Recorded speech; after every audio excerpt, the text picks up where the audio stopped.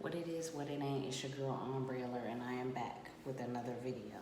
Okay guys, what's up? I'm back with another video. And in today's video, we're gonna be talking about the two statues that have been either attempted to be destroyed or destroyed in Washington, D.C. If you're new to this channel, my name is Ombre. I am 26 years old. I'm from Washington, D.C., so I'm reporting live. You feel me? You feel me? You feel me? Okay, so I'm here to just talk about it, give my little 2 cents as I do about topics like this in the government, in the black culture, in society. It's going down. I talk about things like this all the time on my channel, so we're just gonna keep the vibe going, keep it strong, okay? Black Lives Matter, you feel me? You know what it is. Okay, so the first statue that was actually destroyed was Albert Pike, and he was a Confederate captain of the Confederate group that was the police at the time. In the I believe the 1830s and 40s.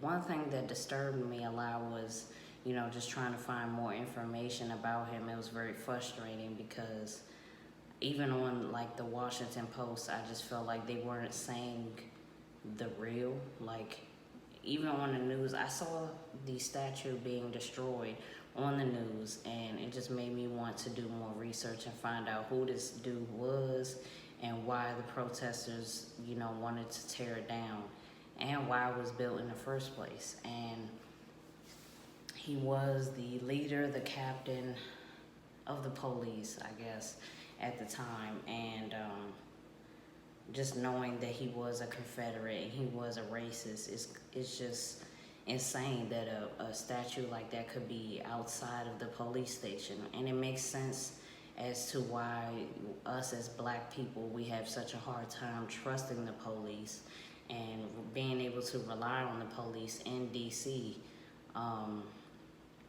as a whole. It's like all of us, we're like against the police, and the police is already against us. Maybe even before the beginning of time, it's been like this. And having that statue right outside the police department in DC, it just makes their, it makes their statement known.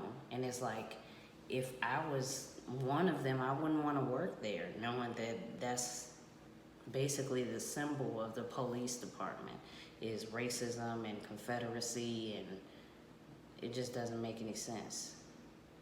So that's just my first analysis of the actual statue being destroyed. I did watch it on the news. It was crazy. It was like they was pulling on either side until it started to, shake a little bit, and then it eventually came down. They lit it on fire, and it was on fire for a little while, and then the police came and they put the fire out and they walked away. Donald Trump did tweet that the people that did that were going to be sent to prison, put in prison for 10 years or so. So I don't know how that's going to happen or if that's going to happen, but we'll see. Also recently, the statue of Andrew Jackson was, attempted to being pulled down by protesters, I believe a couple days ago. And they couldn't pull it down. And I believe that the National Guard, 400 of the National Guard officers came, and they're coming into DC to protect the statues. And I just think it's crazy how fast the government can act on statues. People that have been dead for over 100 years, people that, created their name and their legacy off of racism and oppression and assassination, and how they could have a statue in the city, and they're being protected still after all of these years. It doesn't make any sense. But black people die every day, and we can't get officers to do what they're supposed to do, as far as helping us, as far as being police officers. I think that's crazy that the National Guard can be called so quick for fucking, brass statue. But when we need help, when we call the police, they take an hour or they take 2 hours to come to our neighborhood. By that time, the person is dead. So it's just crazy how statues matter, but Black lives still don't matter.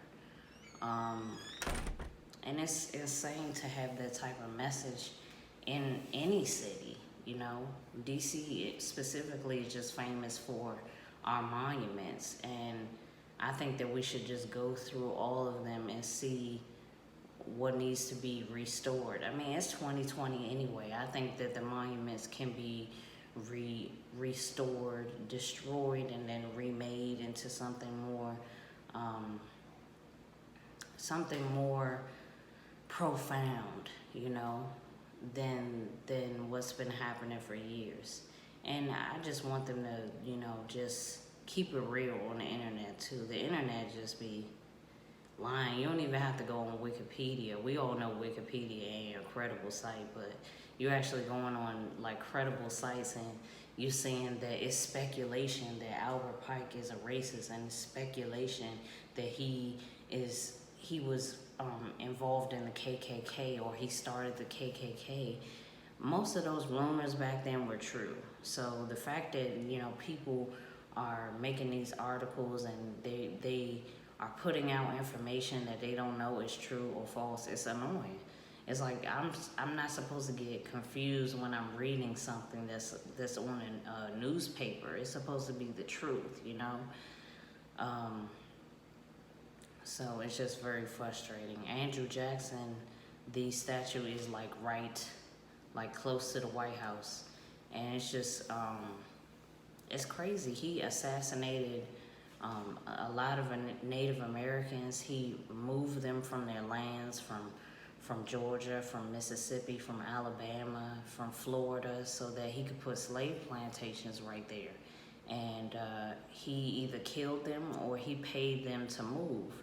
And a lot of Native Americans now, well, the ones that are still here, they inhabit Arkansas. And just imagine traveling from Florida to Arkansas. Like, that's a lot of land to cross, and that's a lot of, danger. He literally killed Native American people, just so that he can increase slavery. And he had, over the course of his presidency, he had over 300 black men, black women, and children as slaves, If it wasn't for his slave plantations and them picking cotton, he wouldn't have had any money. So it's just, we need to get rid of all the symbols in the city, in the world, that are celebrating racist and white supremacism and all of that. It has to stop. It's like, how many more people have to die for that to be acknowledged, for it to be acknowledged that it's time for a major change in the government. The government is the problem, you know what I'm saying? So I just wanted to come here and talk about how I'm feeling about what's going on in DC with the statues, with the monuments, specifically the Albert Pike one that's right outside the Metropolitan Police Department, and the Andrew Jackson, which is our 7th president of these United States, in which he is on the $20 bill. I wanted to talk about his statue too, because it needs to come down. That one needs to come down. The Albert Pike one has been destroyed. Of course they might put it back up, but I just feel like it needs to be a major change. And the government and Donald Trump, he need to keep that same energy when black men are being slaughtered and black women are being killed by their own police officers. He need to do something, okay? And it just shows furthermore what his stance on it is, because we all know he on Twitter like a mug, so he voices his opinions about everything. So I do want to say that both situations were peaceful. Nobody got hurt, as far as, you know, protesters trying to hurt people. Because a lot of people are making it seem like, or a lot of like articles are making it seem like they're violent people, and they're not violent people. The statues are violent, okay? And they have to come down. Nobody got hurt during either one of these situations. Maybe the police hurt one of the protesters or some of the protesters, but that's just what happened, okay? So it's your girl Ombre Alert. Make sure that you like this video. Make sure you subscribe to my channel for more real topic, real issues, real discussion videos just like this. Make sure you comment below your thoughts and let me know what's good with you. Before I get out of here, I'm going to tell you guys about my sister's brand, Crush on You Cosmetics. Y'all already know that I'm a partner with Crush on You Beauty, and I always rock the lip gloss. I'm wearing the Bahama Mama lip gloss right now. I want her to bring this back. It's a beautiful brown lip gloss with like this gold reflex. It's so popping. It has coconut scent to it and coconut flavor. And I am on my skin is glowing, okay?